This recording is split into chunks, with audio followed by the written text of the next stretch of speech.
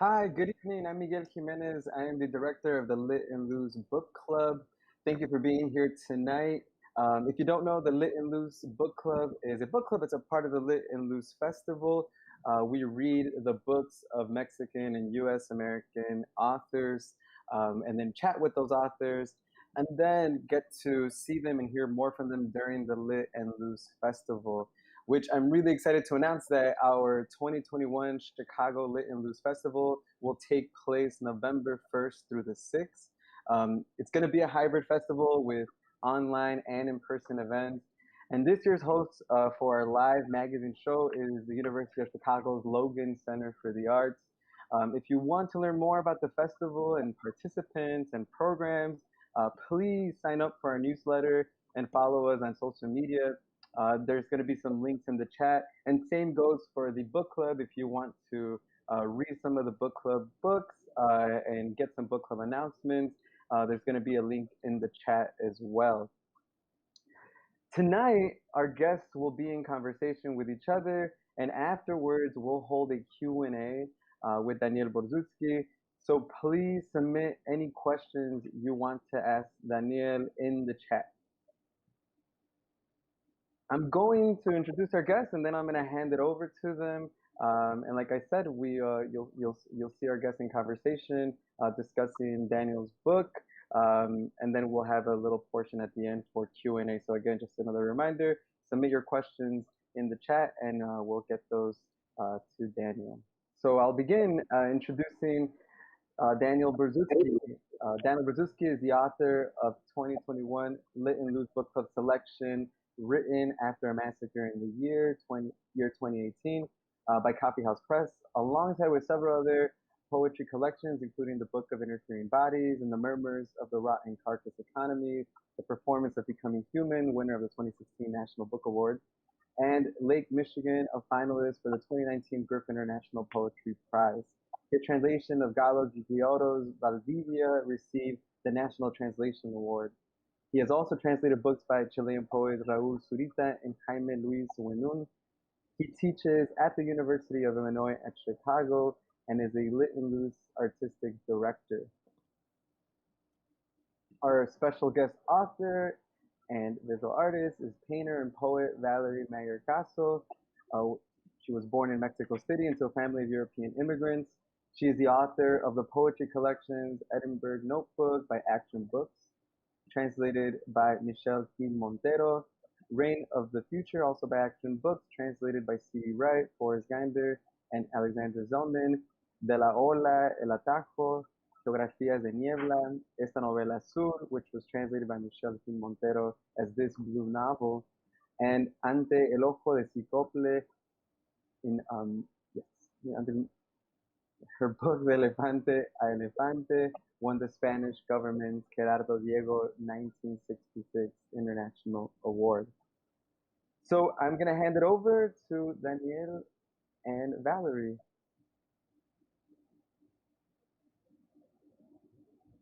Hola, Daniel. Hi, Valerie. Hola, hola, hola. Thank you. Thank you, Miguel. Thank you, Sarah. Thanks to Lit and Luz. And thank you, Valerie. ¿Cómo estás? So good. Living in front of a creek of mud with a transformer that just got a few hours ago in Mexico. But good. All good here. I'm very happy to see you. You're in Pittsburgh, no? In your farm. I am in Pittsburgh visiting family here, yes. And So, you lost electricity today? lack of electricity. Transformer blew up like a few hours ago, and we won't come back. So my night is gonna be made of candles. Very sophisticated. Yeah, that's gonna be I think if you can speak a little louder, we're having trouble hearing. Voy a hablar más fuerte. Sí. Sí. Habíamos pensado que tú leyeras primero, nos enseñaras la portada de tu libro. ¿Lo tienes ahí? Sí, aquí está. A ver, okay. The cover is by Cecilia Vicuña, wow. one of her tipus of a glacier from South America, which I think the glacier is no longer with us. But anyway, Cecilia is part of the book. So should I read to begin? Yeah, and she's one of the people that the book is dedicated to, no? Cecilia Yeah, Vicuña. the book is dedicated to Cecilia Vicuña and to Raúl Zurita as well. To the heroes. It says it's the heroes. No? Yeah. That is correct. Yes. Okay. I'll read a piece to begin. Valerie, if you didn't hear, is broadcasting from her phone in Mexico, and she lost power and is subject to a generator, which is also not functioning very well. So hopefully she will make it through the event, and thank you for being with us. Okay, so I will read the final portion of the book. Every piece is entitled Written After a Massacre in the Year 2018. And I'll read the first one of those pieces. It should be like 3 or 4 minutes of reading. Written After a Massacre in the Year 2018. This has an epigraph from Coleridge, who writes, "To see is only a language," from his poem written during a temporary blindness in the year 1799. And can you guys hear me okay? Thumbs up. Cool. Okay. To see is only a language, Coleridge. 1. To see is only a language, and I can't speak it today. They've wrapped a heavy blanket around my face. The cops deliver the influenza, but before injection, they need to wait for someone to fix the central heating. No one wants to interrogate me until they fix the central heating. I chatter with the broken refugees in this prison, our faces wrapped in darkness. 2. A list of frozen bodies, a lost list of unclaimed bodies, a lost list of privatized bodies, a lost list of bodies they seized. We are the lost list, but we don't know where they keep us. 3. The border bisecting the infected fumes of the infested factories, the utopia of statelessness, the utopia of transience. They tell us Lake Michigan is the Central America of the Midwest. They send us here so we can share hepatitis swabs with dirty immigrants. Hold on to your DNA, refugee citizens. The only question about life is, what does it mean to live it? 4. Financiers selling bodies, speculators selling blood and sperm. They slink into the webs of the city. They tell me I don't have the right to grieve over my own body. They tell me to pray and to grieve is illegal. 5. What did he shout before he massacred the grandmothers? What did he shout before he massacred the worshippers? What did he shout before he massacred the nurses, the silent, praying skeletons? He was on his way to the river the blood would never reach. He was on his way to the Nazi meetup the blood would never reach. The stock market just opened. The exchange value of a slaughtered Jew is like the exchange value of a slaughtered Jew. If your body is on fire, a private firefighter will put it out much faster than a state one. The death of a sensuous lung. 6. The song of the ram's horn by the river. The early Americans marched to meet the caravan in the desert. An authoritative body tells me I can't disembody my body without disembodying the collective body's body. And if I disembody the collective body's body, then I will have to disembody the imagined community's body. And if I disembody the imagined community's body, then I will need to ignore the fields of multiple destruction today. I dip my finger into a cup of blood and wish for plagues to destroy the empire. I need to destroy the nation state, but when will I find the time? 7.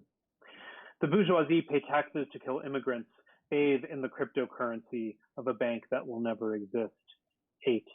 The song of atonement at the river sings, pray harder and the massacre will go away. Pray harder, and the massacre will not turn into another massacre. Pray harder, and the rich people will become poor people. Pray harder, and the slaughterer will be turned into a butterfly. Pray harder, and the 30 million white males with guns will turn into a river of testicles rolling down the street. When they repossess my body, my heart will soak in petroleum, and my mouth will be a baby in a cage. The poetry of the shattered bone and the flame of the human document. 9. The catastrophe is caressed ad nauseum.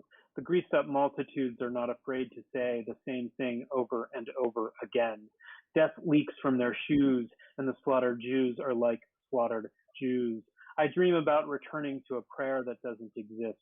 It disappeared yesterday when they assassinated the morning and turned our life into spectacle. 10. You hid behind the soldiers with machine guns running down the street. You were praying for plagues and wishing your parents would come out of the building alive. The worshippers of the dead trees knew where there is a first kill, there will be a second. Where there is a third kill, there will be a fourth, a fifth, a 500th. The anecdote destroys the analysis. 11. The emigrants split their bodies into communal assets. To assimilate, they must stand by the river with a prophylactic angel in their hands disguised as a rocketing hedge fund. In the rupture, in the rubble, in the pathological eye sockets, in the counter-odyssey of the whites of your eyes, in the parliamentary assault rifle, the parliamentary machine gun splatter, the illegal bodies in cages are painted over by the analytics and mathematics of the hemisphere. How do you quantify the broken toddlers rolling on the ground? How do you quantify the murmuring grief of the Americas? 12. Marines medicate mothers and mix their milk with mononucleosis. Millionaires multiply in the machinery of mourning, manufacturing mausoleums for martyred Marxists in Mercedes. Middle managers mistake manipulative merchants for munificent moralists. A military massacre on the municipal motorway is like a military massacre on the municipal motorway. Metaphysical mayors mediate the mythology of mystical markets while monitoring the murders of migrants. My mouth is filled with worms.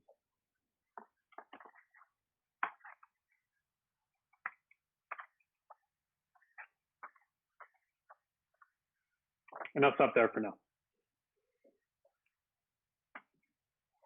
So when I hear a lot of the things that you write and read, I remember how you were in a conversation saying how you get things out of context. But this has a big context for you. That it happened in Pittsburgh. You are from Jewish ascendance. I don't know if this was a place where your parents would go or not, or that it was familiar for you. As you say, the anecdote kills the analysis. So I'm sorry to make the analysis by asking you these personal questions. No, sure. Yeah, I mean, so the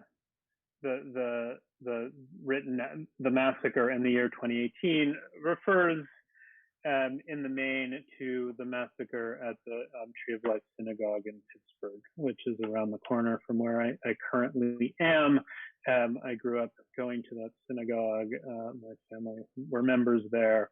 When I'm in Pittsburgh, I drive by it or walk by it several times a day. People my family knew were affected by the shootings there. So, you know, in many ways, like I've spent my writing life writing about violence and writing about and racist violence as well, and yet I kind of wasn't prepared for how this was going to affect me and how kind of destroyed I felt in the days following that. And so the piece I just read, was kind of the first piece I wrote immediately following, or in the days following, the the shooting, and in some ways, writing was a means of processing that event, but in a different way. Like I can't quite even sort of remember what was going on in my body as it was happening. I mean, there are moments where like the writing is like channeled by other forces, I think, and this felt like one of them.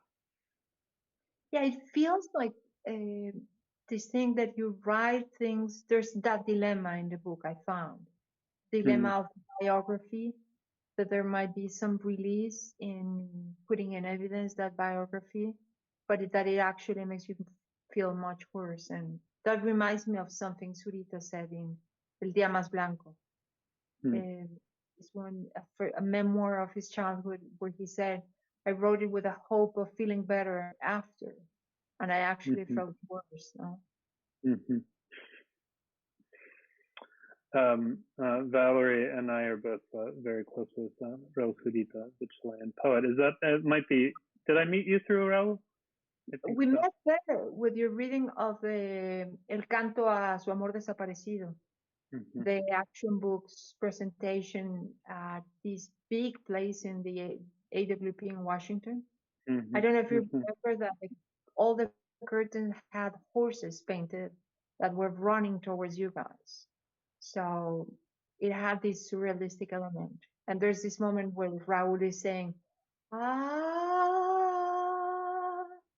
and then you have to also yell. It's part of the translation, is that something completely like a scream, no? And I fell in love with that reading completely. And then we met and had something to drink, and from there on, 11 years ago, that you can tell, that are here. But yeah, I mean, to answer the question, I don't know that writing, makes you feel any better. I feel like, but I think it, in a I don't know, global existential sense. But I do feel like that. I mean, it doesn't take the pain away. Let's say that, right? And maybe that's Raúl's point. But in this case, it was a means of like channeling my anger, I guess. And to that extent, I don't. To that extent, I had an outlet. I think that's all I would say. I don't know that that makes it any better. But I suppose psychoanalytically there is some sort of release that happened through the writing. I don't know. But does it make the pain go away? No. I think that is definitely correct. We as readers, I don't know about all of you guys as readers, you feel the river of release of anger of a writer. And yet you don't feel, oh, there's moments, hateful moments, angry moments, but you feel that the undercurrent stream in this river is love. And I think this is feeling in the last pages of your book. I don't know if you know which poem I'm referring to, but there's the one that like replaces its faith on love. Do you remember that replaces its faith on love, because there's this river, events, and it's kind of, I was thinking that it's kind of like a painting of El Bosco, no? Where the together with Murmurs and there's creatures developing in new creatures, and kind of there's a science fiction feeling, but there is a mainstream of, if not love, compassion, tenderness, something. Yeah, I mean, if I learned anything, if I've like, I feel like I've learned a lot from Raúl, but I feel like the thing that I have learned most from him is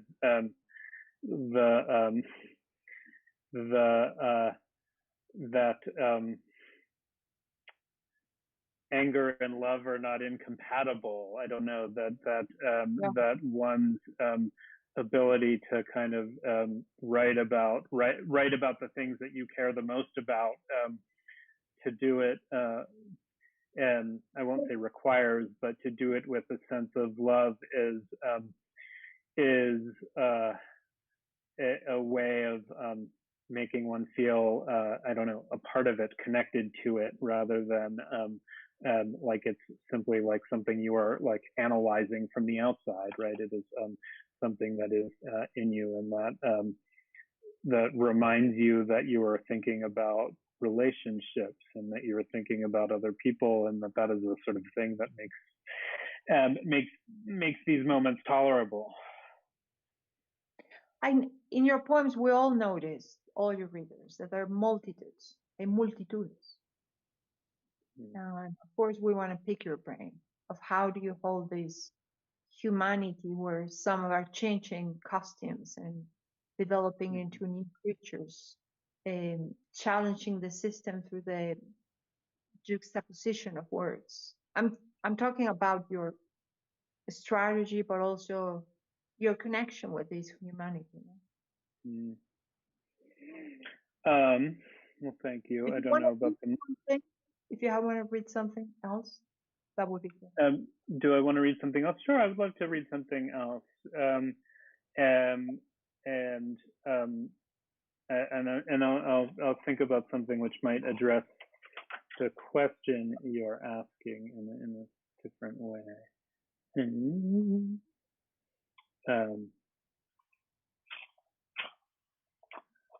I'll read a poem that is called Day Number 423.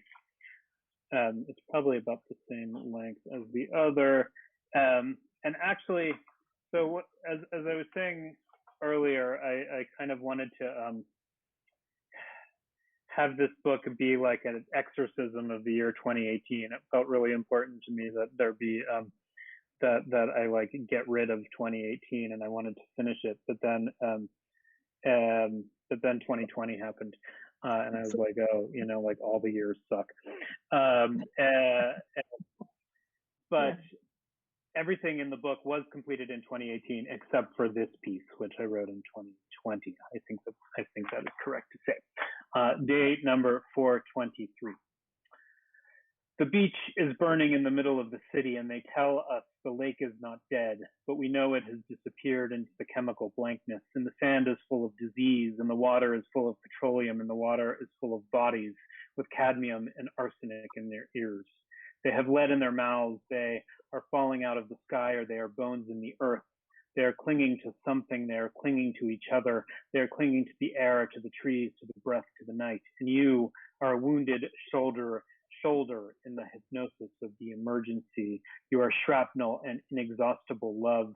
You wear a mold mask of shame. You see shame in the growth of the willow trees and the locust trees and the red cedars. Your bones are martyrs, and on the other side of the beach there is water, but you can't see it. They will not let you near it, and the waves are frozen, and you feel them like fat or hair or dead skin on your body, and there is the irritating hum of time and death. And the living who are dying of so much living, of so much time and death. They are searching for life. They are ghosting the ghosts who chant life, life like a curse word, a forbidden word, a disease word. And you want to see the lake again, but they say you need the right code, the right mask, the right spacesuit. And you want to see your child again, but you need an illusion, a canticle, an executive order, a cheek, a chin, a tomb, a monument to the earth, a monument to the hysteria of the afternoon, a monument to the rhythm of the sand, a monument to the disappearance of the bodies who are breaking in some other lake, who are breaking on some other beach, who are rioting in some other death march. The translators of the silence do not know how to translate the translators of the sand, and in the frustration that grows between them, there is something so ordinary, a corpse so ordinary that no one wants to disturb it. No one comes to appraise it. No one knows how much it costs or where it has been fabricated. It is day number 423, and the sky has disappeared into another sky, and the beach is shrieking the shriek of 1,000 broken shoulders, and I am dying from too much life in the blankness that unravels into the economy of a beating, a burning, the guilt of this innocent lung, the shame of this atrophied bone, this bloodied body, this bloodied child, this blank that consumes the image of how you understand who you are, which is wrapped up in the image of how I understand who I am. And you don't want to die today, but you might. And I don't want to be alone today, and I don't want to die from so much life. It has given me so much. To all of us, we break. We are broken. We are little imitations of our corpses of eternity. Don't wait for us to die. It is day number 423, and shame covers my body with grief, and grief covers my body with shame. Only 23 people died here yesterday, and I was not one of them. And today, and tomorrow, and tomorrow, and tomorrow, and today, I will not be one of them. And shame will cover my body, and grief will live in my face, and shame, grief will form in my teeth. Grief, shame will blow air into my mouth, and I won't die alone today. I'll eat bread, I'll eat rice, and kiss my child and say, thank you, thank you, thank you. To salt, and to sweat, and to boredom, let peace explode on my body. I am alive and condemned and undone. Bravo. Gracias.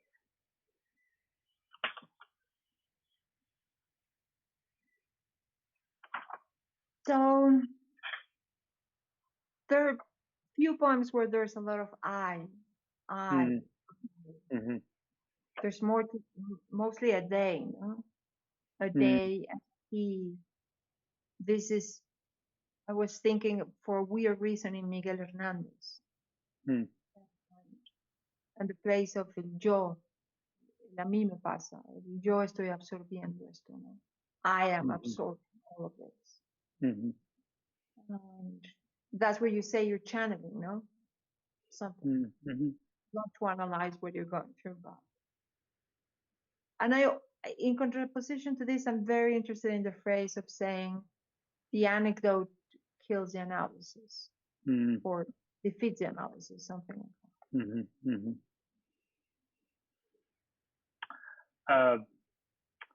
I mean, you know, when you're like in a meeting with people and they and like everybody wants to leave.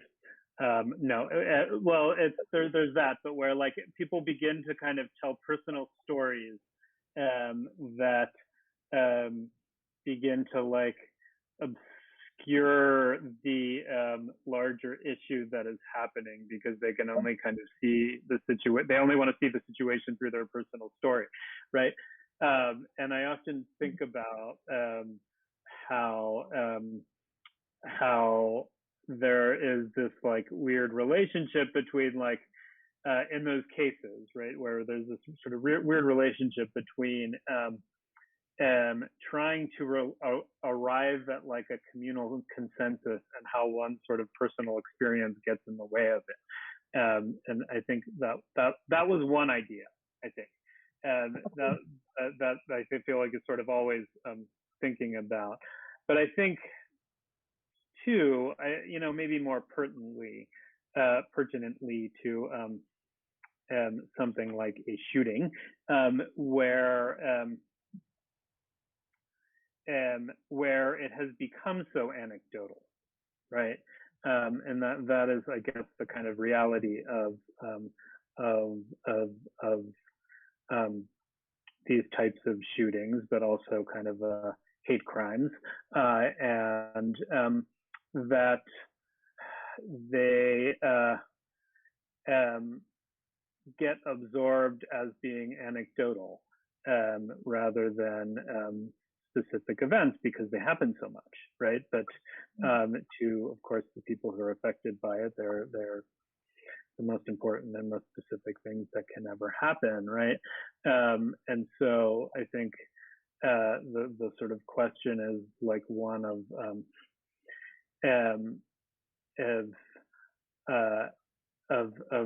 trying to make those events not be like pure anecdotes, right? Of trying to like make them be something that is alive and real, and to think and to, I don't know, remember that there's actual real people affected by this, and that in some sense, like the analysis of why these things happen is completely sort of irrelevant to the people to whom it happens or to the people who survive, right?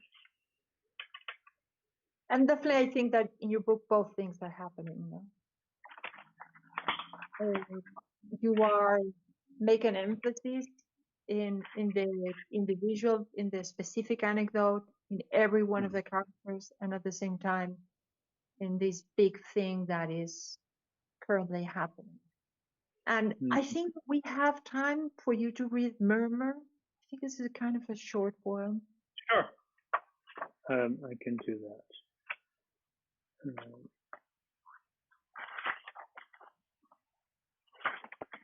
Murmur.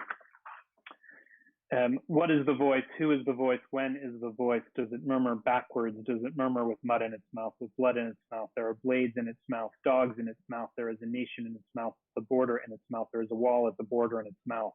There is a god at the border in its mouth. There is an imploding island in its mouth, an imploding economy in its mouth. There is a hemisphere in its mouth. I see the desert in its rotten carcass mouth. I see the murderers of the morning in its rotten carcass mouth. I see money. There's money. I have $5. No, I have $6. I need to buy the forest. I need to buy the blood trees. I need to buy the blood bush. I need more blood dogs. I have $5. I have $6. I don't know if I am hunted or if I am hunted. Hunting. I eat my skin. I chew my knuckles. I suck my fingers. I hear my name in the wind. I hear the name of my God in the wind. They say I don't believe in God. They say I am secular, pagan, lacking in faith, but no, but no. The words I use for my God are different from the words they use for their God. I can't find my fingers in the dark. I can't find my tongue in the dark. I can't find my brain in the dark. The carcass economy sustains me in the privatized darkness of dark. The mud sustains me. The blood data sustains me. The common law blood data sustains me. The welfare state no longer sustains me. I see my slaughter mouth against the spittle of the hungry baby at my feet. I see my rat brain against the spittle of the wailing toddler with fangs at my feet. The toddler eating soap off my psoriasis feet. The toddler eating mud off my money feet, my blood feet. The dirt toddler, the wound toddler, the blood toddler. There is a box, a blood box, a money box, and they will put me in it. There is a box, and when I can't buy the forest, I will put myself in it, and they will ship me somewhere because I can't afford to build a shack in the forest. I have $5. I have $6. The conglomerate that owns the trees won't let me sit in the shade. The suit and tie that owns the water won't let me have a sip. I only have $5. I only have $6, and I need to buy roots, soil, trees, wind. But no, and no, but no, and no. I must smash my face into the welfare state. I must smash my face into the fist of the cop who beats me at the corner of Montrose and Kedzie. I must smash my face into the early American who hunts me at the corner of Belmont in California. I must smash my face into the language of money whose only translation is into more money. I must smash my face into the money drone, the health drone, the drone of infinite scrutiny. And when they strap me into the chair and shove the peace-seeking food wires into my mouth, when they shove the milk wires into my mouth, when they feed me vitamins and minerals against my will, I will offer them my last $5 to die. Here, take my last $6 and let me die the privatized death of one who hasn't lived. And as I smash my face into the drone tomb, the health tomb, the tomb of infinite scrutiny, I will remember to smile when they love me. I will remember to smile when they feed me, to smile when they beat me, to smile when they kill me. But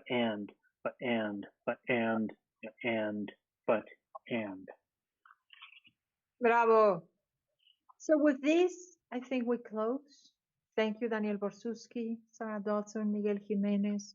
Thank you, Luz and Light, and thank you so much for this. It's this book that really shows you that all of these tragedies and calamities that are coming your way are mirroring some part of you.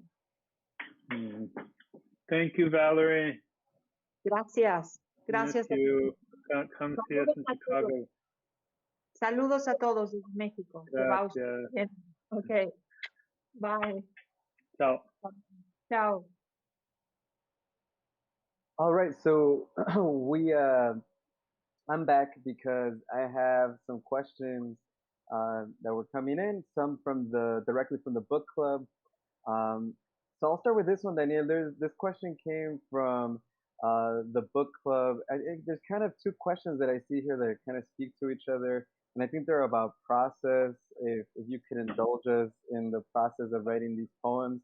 The first question talks about they found that there was repetition. As we just, I'm really glad you just read Murmurs. There's a repetition, even some repeated words, like the word murmur throughout some of the poems. There's a murmur that comes out of a dead body. There's murmurs in our society. And then the second question, and maybe you can give us an answer. I don't know if these are different, but there's another question here about protests. That many of these poems sounded like a protest. Um, were you inspired by some of the things going on during these times? Some of those protests on the streets.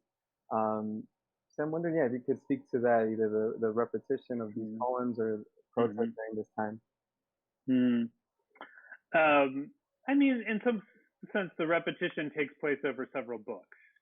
I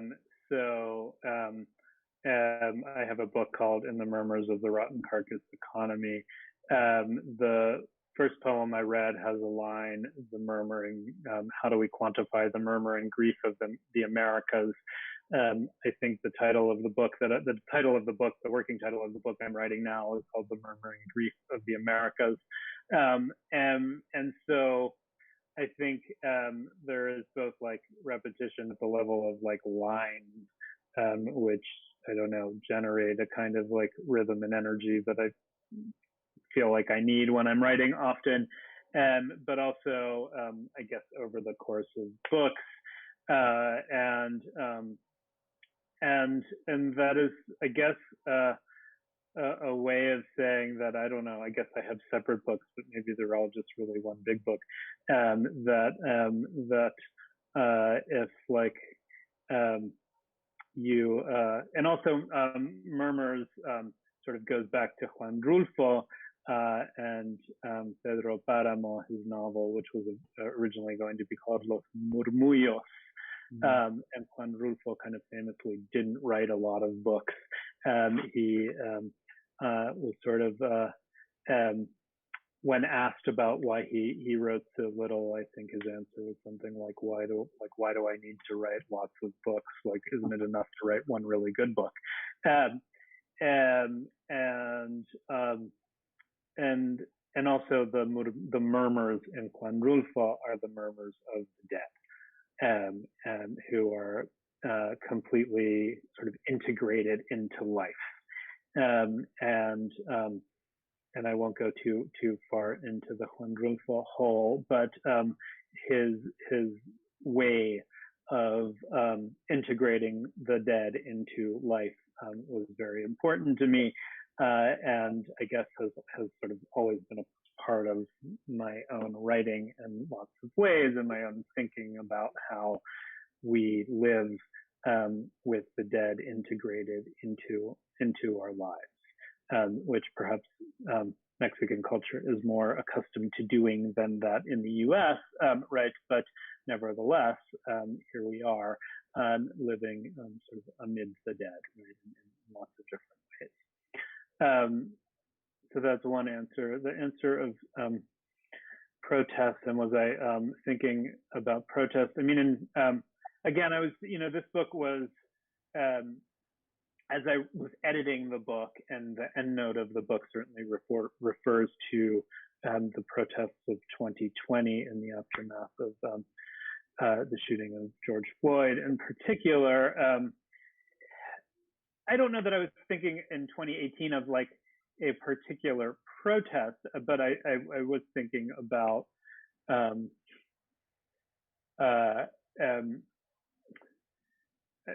I mean, the writing positions itself, I suppose, I don't know if protest is the right word, but writing like at the conjunction of capitalism and state violence. And so I don't know how else to, how to kind of not think about those things. And I don't know how to kind of not think about those things from, often a position of rage, I guess. Yeah, and on that note of like living Amongst the Dead and Rage. There's a question here about did you feel any weight writing about sort of all the chaos and all the hate and I mean we're still living through, but especially during those years that you were writing those poems, did you feel any weight while living through it and writing about it? There's a second part to this question about how do you balance craft as a poet and anger when you're doing it? Did I feel weight? Yeah, I'm not sure what sort of weight you're thinking about. Do you have any insight into that question? Yeah, I think this comes from the book club, and people were just saying like, you know, some of the things you're writing or everything that the book is sort of grappling with is heavy. And if you felt any, I think a lot of people were saying it's really difficult. There was a few writers in the group, and they were saying it's really difficult to write about, you know, social justice issues, and almost feeling like a responsibility to carry those topics into literature. And so, if you felt any weight in that sense,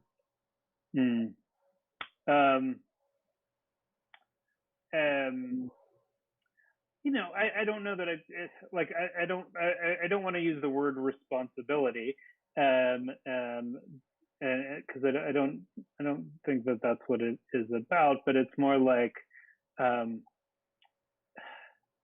there are you know, places in the world where like writers get killed for the things that they write, or tortured, or imprisoned. Right? In the U.S., we just get ignored. And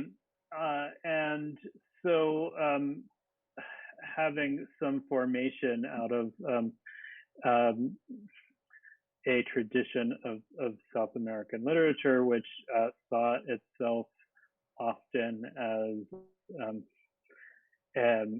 writing for a larger group of people, and that carried a kind of danger to it. I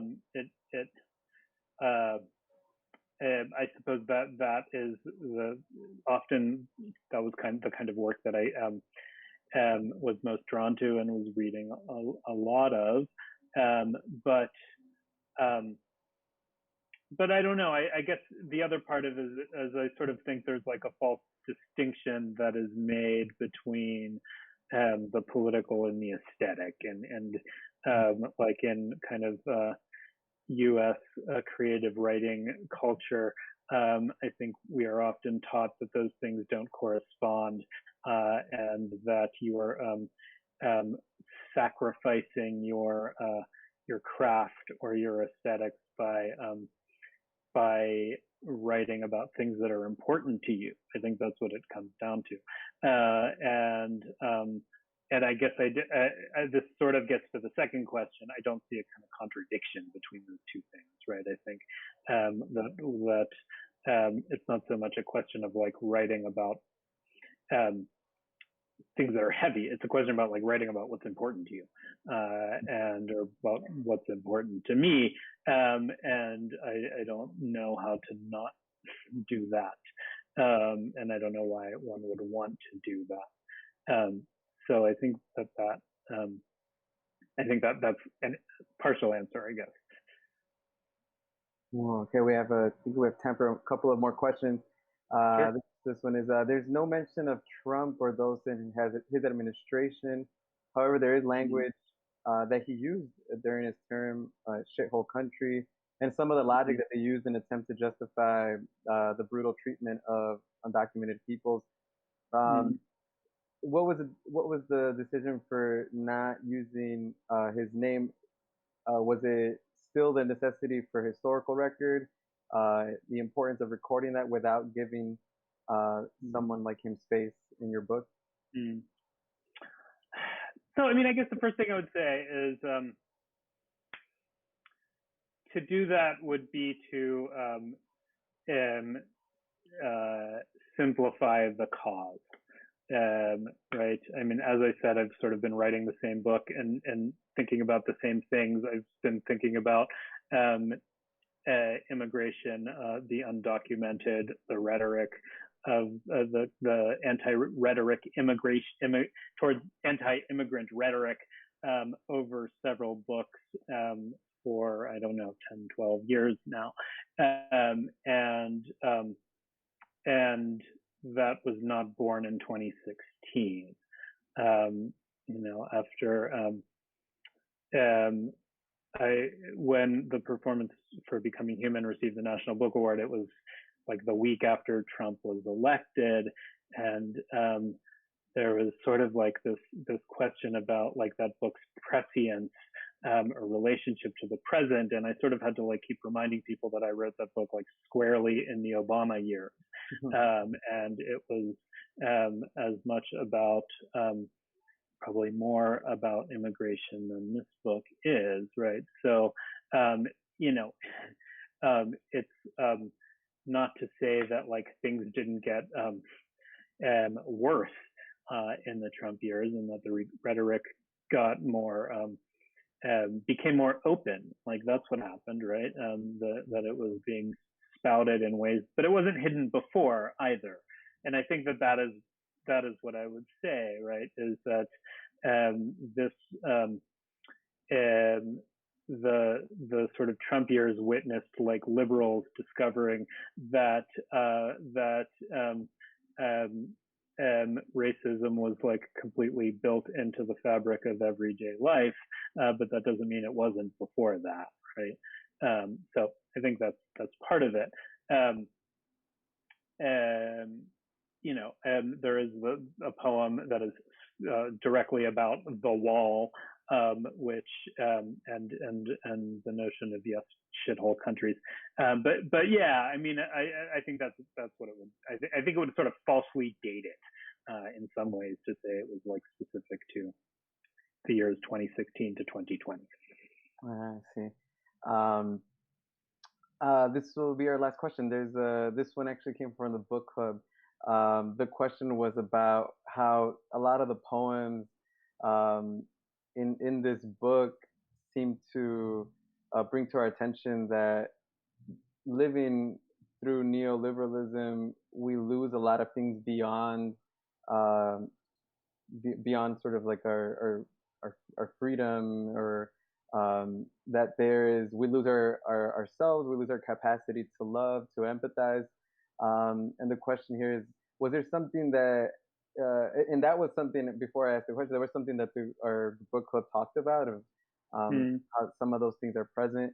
And one of the readers was curious, was there something that, and I think it's actually a similar question that Valerie asked earlier, was there something that writing these poems revealed to you that you didn't expect?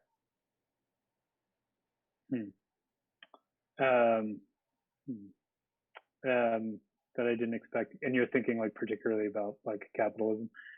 Or living during sort of these times.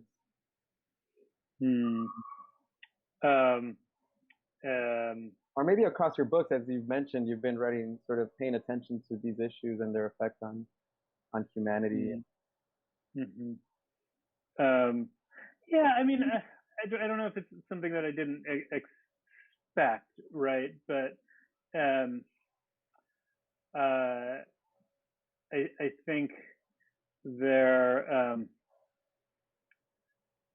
like this book, I sort of began by saying that I was like I'm always writing separate books. Actually, I had like a very different idea about this book when I started writing it, and I wanted it to be centered around that poem called "The Block of Ice Is Ours," which was referring to a border conflict between Argentina and Chile in the 80s and 90s about a territory in the Patagonia region that they were fighting over, which was literally like a abandoned block of ice.